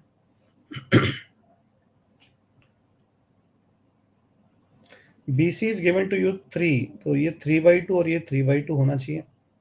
और BC की वैल्यू 3, AC की वैल्यू 4 है, तो I can say this is 2 and this is 2 length wise. ये लेंथ लिखी है मैंने 3/2, 3/2, 2 एंड 2। इसमें किसी को कोई दुविधा?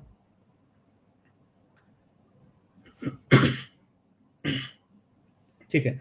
अब मैं यहाँ पे क्या कर रहा हूँ कि इसको मैं कह देता हूँ कि ये कुछ 2 लैम्डा है, तो मैं कह रहा हूँ ये लैम्डा होगा। AG को मैं 2 लैम्डा बोल रहा हूँ।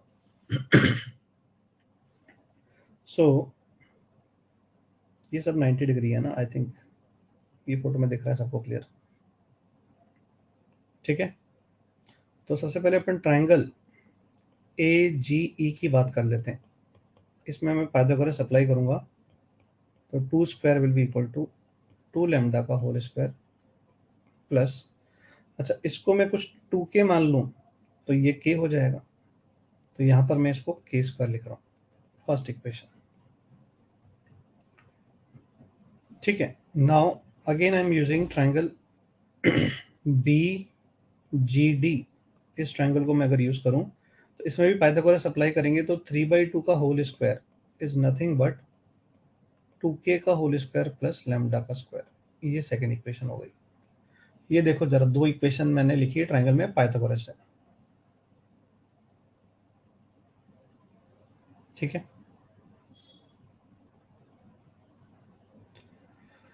हाँ है ना। Now I am going to just add 1 and 2, मैं दोनों को जोड़ दूंगा, तो 4 + 9/4 is equals to, this will become 5 times k square plus lambda square. So यहाँ से ये 25 आएगा, तो k square plus lambda square का वैल्यू मेरे को मिल जाएगा, ये आपका 25, तो 5/4 आएगा, ठीक है। यहाँ तक सिंपल कैलकुलेशन है। अब अगर अपन यहाँ पे एक ट्राइंगल देखें BGA ट्राइंगल, तो इसमें भी मैं पाइथागोरस लगा दूं, तो AB का जो स्क्वायर है वो आपका 2 लैम्डा का होल स्क्वायर और 2k का होल स्क्वायर के बराबर होगा, ठीक है। तो this will come out to be 4 times k square plus lambda square. I think k square plus lambda square की वैल्यू यहाँ रख दें तो ये 5 आ गया AB का स्क्वायर। तो AB का स्क्वायर नहीं, अपने को AB चाहिए था, तो आंसर आ गया √5। क्या ये बात समझ में आया क्या? Is this fine? सिंपल है, देखो यार, है ना, इसमें कुछ भी नहीं किया है, सिंपल सा मैथ्स है। अब मैं तुम्हें एक क्वेश्चन को करने का एक लाइन का मेथड बताता हूँ, बताऊं? तुम बोलो तो।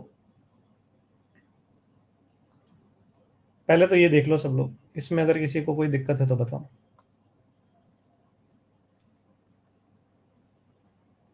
यहाँ तक क्लियर है सबको? देखो ये तो मेथड आना ही चाहिए था, अपने को स्ट्राइक करना ही चाहिए था, इसमें तो ऐसा कुछ नहीं था जो मतलब अपन ना सोच सके। मैंने सिंपल 2:1 का रेशो का यहाँ पे यूज लिया है। अगेन मैं कहूंगा, मैं फिर से बार बार बोल रहा हूँ, क्योंकि कल भी कुछ लोग हो सकता है गलत सोचे हो कि 2:1 का रेशियो है, लेंथ जब करेंगे तो एक कांस्टेंट, प्रोपोर्शनलिटी कांस्टेंट से मल्टीप्लाई करना पड़ेगा, तो लेंथ इज डिफरेंट। अब जब रेशियो लिखेंगे तो डिफरेंट चीज होती है ना। तो ये चीज मैं बार बार बोल रहा हूँ, कल भी मैंने बोला था, लेकिन फिर भी कई लोगों ने शायद ध्यान से सुना नहीं है और वो अभी भी नहीं सुन रहे। तो now listen carefully.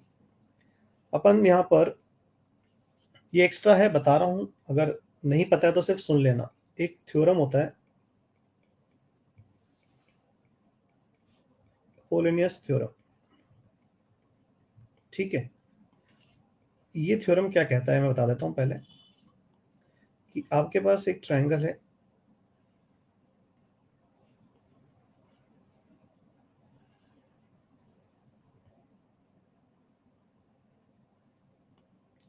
This triangle is A B C, ये आपका मीडियन है, मीडियन है। तो ये कहता है कि ए बी का स्क्वायर प्लस ए सी का square is actually 2 times A M का स्क्वायर प्लस 2 टाइम्स, कुछ भी लिख दो, एम सी का स्क्वायर लिख दो, या इसको चाहो तो ए एम का स्क्वायर रहने दो, और क्योंकि बी एम और एम सी बराबर है तो बी एम का स्क्वायर भी लिख सकते हैं। ठीक है, क्या पढ़ाए अपोलोनियस थ्योरम कहीं ना कहीं पहले बेसिक मैथ्स में, या कहीं ना कहीं पढ़ा होगा एसओटी में कहीं ना कहीं।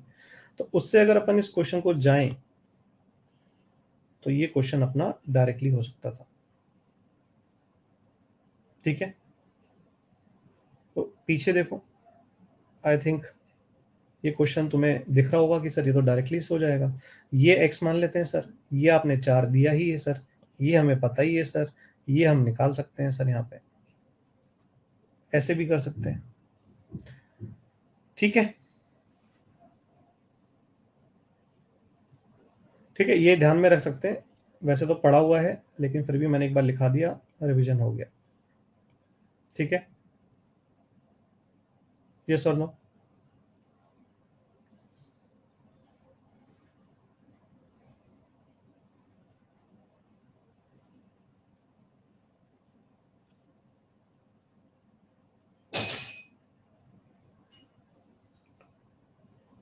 आगे बढ़े, नेक्स्ट इसे करेंगे।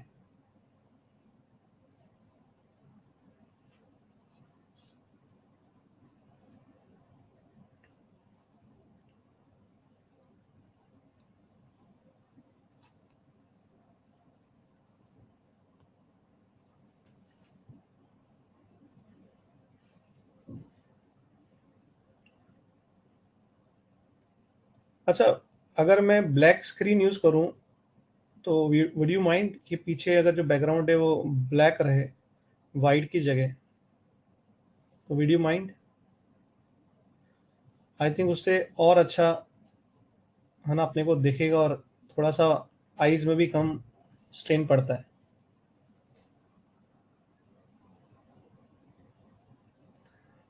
सिर्फ इसमें आईज का स्ट्रेन कम करने के लिए अपन लोग है ना यूज करते हैं।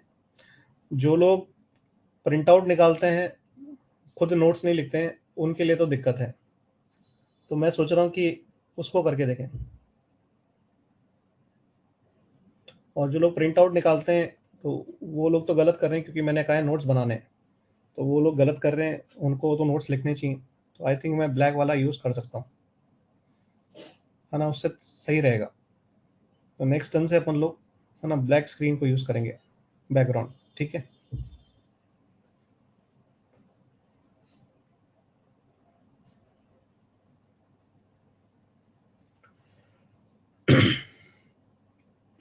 सिंपल क्वेश्चन है।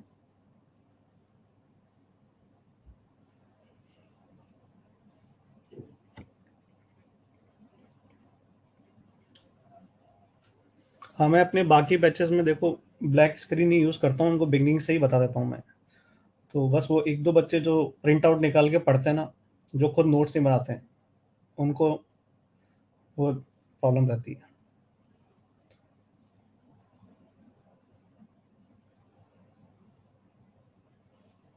ठीक है, आई थिंक सिंपल सा क्वेश्चन है यहाँ पे कि we are given orthocentre and circumcentre. तो H1,2 है, और सरकम सेंटर को मैं S यूज़ कर रहा हूँ, O यूज़ कर सकते हो, मैंने कह दिया पहले भी। ये G अपना सेंटर्ड होता है जो 2:1 होता है। आई थिंक अपन ये निकाल सकते हैं। इसके जो कोऑर्डिनेट्स होंगे G के, दैट इज 8 + 1 3, ये 3 आ जाएगा अपना, और यहाँ पे 10 12 4 आ जाएगा, 3,4 आ जाएगा।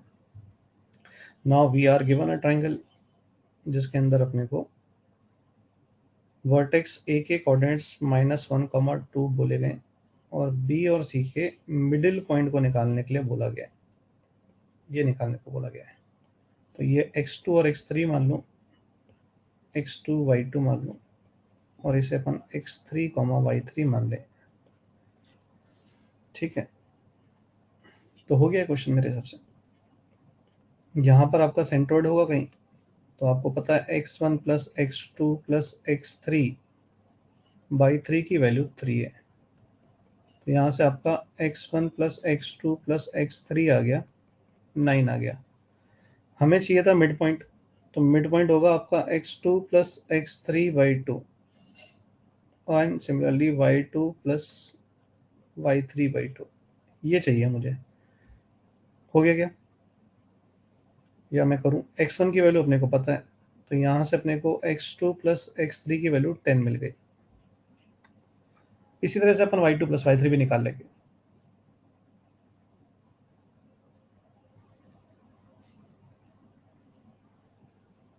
बिना सेक्शन फॉर्मूला के कैसे निकाला? सेक्शन फॉर्मूला लगा के तो निकाला, मैंने मन में कैलकुलेट कर लिया ना। 8 9 9 बाई 3 को 3 लिख दिया directly, and 2 into 5 10, 1 into 2 12, divide by 3 4, directly लिख दिया।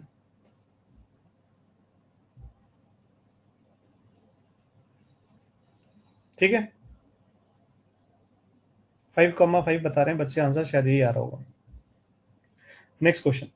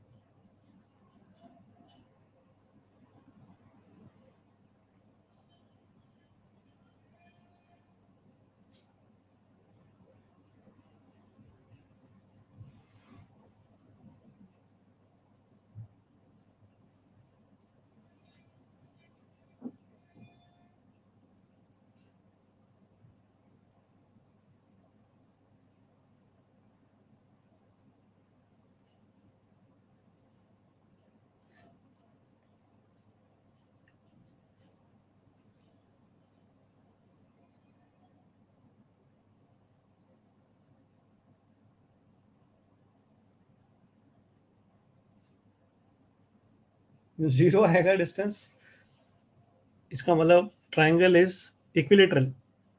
तो तुमने ट्राइंगल का नेचर चेक किया है? ध्यान से चेक करो।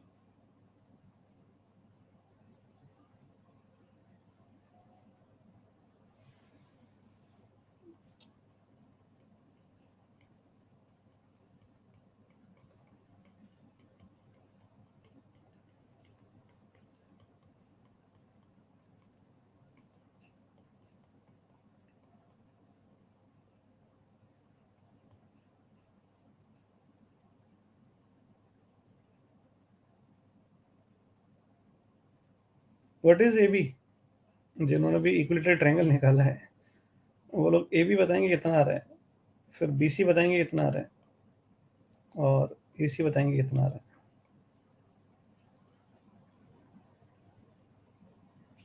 ए बी कितना आया, जो मैंने ए और बी पॉइंट्स लिए अकॉर्डिंगली?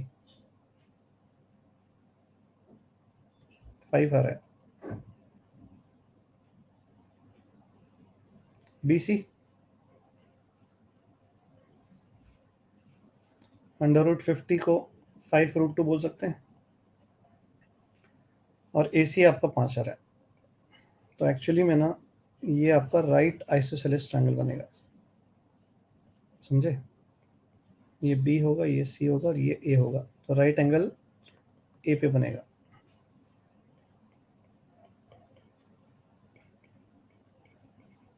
पल्ले पड़ी कुछ बात? अब यहाँ पे देखो, ऑर्थो सेंटर और सेंट्रॉइड के बीच की डिस्टेंस पूछी गई है। मुझे पता है ना, ये वाला पॉइंट आपका सरकम सेंटर होता है, मिड पॉइंट, सरकम सेंटर, हाइपोटेनस का मिड पॉइंट। तो ये मिड पॉइंट कितना आ जाएगा अपना? 3/2, 3/2। फाइन।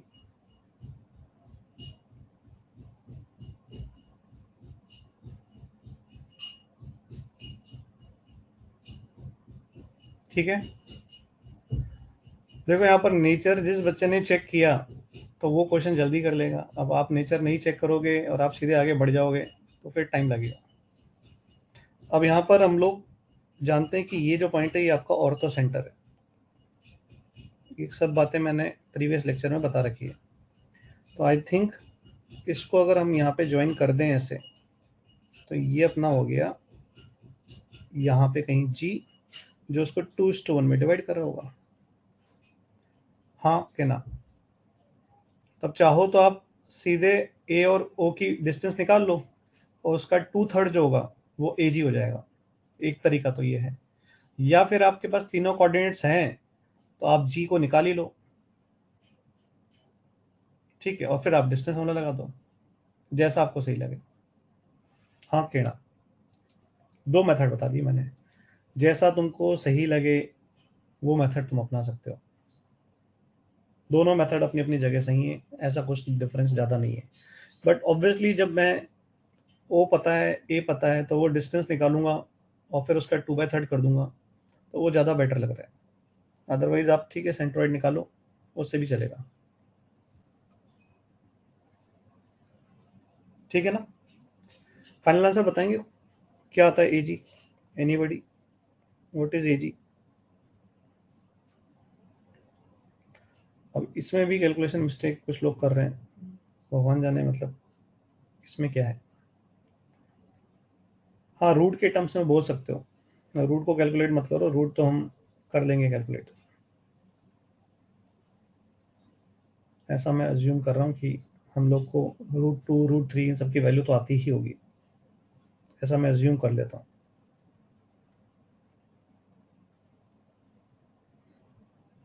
अभी भी किसी का सही आंसर नहीं दिख रहा है। एक दो लोगों ने दिया है राइट आंसर, मैं वो बता देता हूँ। तो राइट आंसर इज 5√2/3, ये आएगा राइट आंसर। क्या आ रहा है ये सबका? Are you people getting this? और should I do distance formula, दिखाऊं कैसे डिस्टेंस फॉर्मूला लगाया जाता है, फिर उसका 2/3 निकाला जाएगा। ठीक है, तो this is the final answer.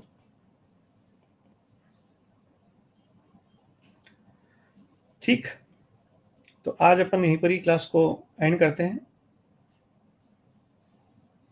ठीक है,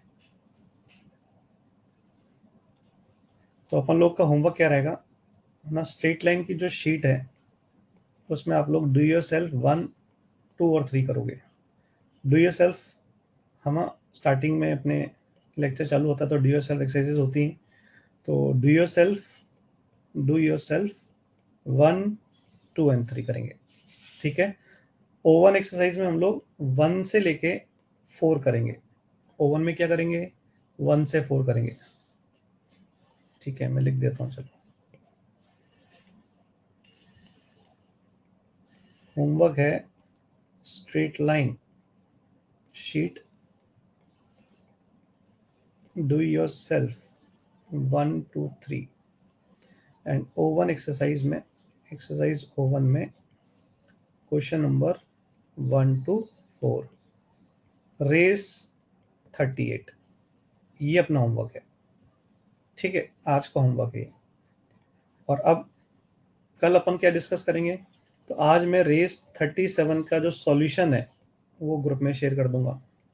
ठीक है, और उसको मैं शेयर करने के बाद कल आई विल डिस्कस रेस 37 में अगर किसी का कोई डाउट है वो, एंड आई विल डिस्कस, क्योंकि डू योरसेल्फ बहुत आसान होते हैं तो मैं अज्यूम करूंगा कि तुम लोग कर ही लोगे, और O1 में आई विल डिस्कस 1 to 4, तो ये मैं डिस्कस कल कर दूंगा। रेस 38 के मैं कल सॉल्यूशन दूंगा, तो उसको अपन परसों डिस्कस करेंगे। ठीक है क्या? स्ट्रेट लाइन की sheet is not share, group में शेयर होती भी नहीं है शीट्स, सब CSET पे और LN+ पे अवेलेबल है। मतलब सो रहे हो तुम या फिर टाइम पास करने आते हो यहाँ पे, मतलब तुमको पढ़ाई करते हुए इतना टाइम हो गया है, अभी तक तुम्हें ये नहीं पता है कि शीट कहाँ पे होती है ना। ये सारी बातें जो लोग पूछ रहे हैं ना, मैं सब जानता हूँ कि ये लोग टाइम पास करते हैं, मतलब इतने टाइम से भी टाइम पास ही कर रहे हैं। ठीक है, अब मैं हैंडआउट शेयर कर रहा हूँ, 1 मिनट देंगे मुझे।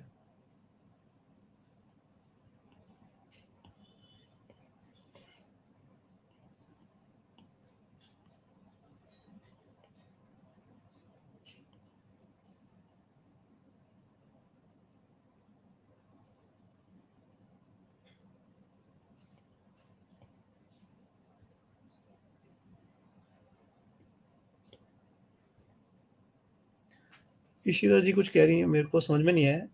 स्पून फीड होना है मतलब, मैं समझा नहीं बात को।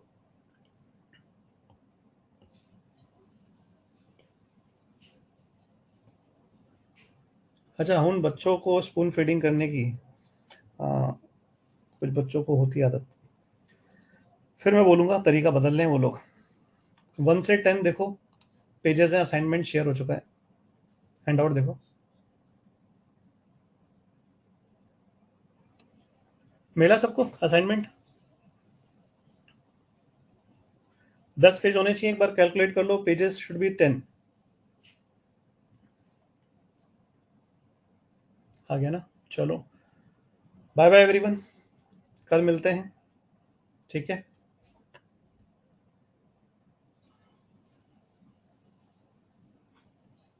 हैंडआउट डाउनलोड कर सकते हो भाई, है ना? ये एडीसी पे अवेलेबल रहता है ना? ये सब है ना, हर चीज़ कंफर्टेबल जोन पे इतना सा काम नहीं करना है, गलत बात है। मैं तो नहीं शेयर करूँगा, स्टार्टिंग में ग्रुप में मना करा गया था, तो मैं वही फॉलो कर रहा हूँ लास्ट ईयर से। ठीक है, bye bye everyone, take care of yourself, पढ़ाई करें अच्छे से।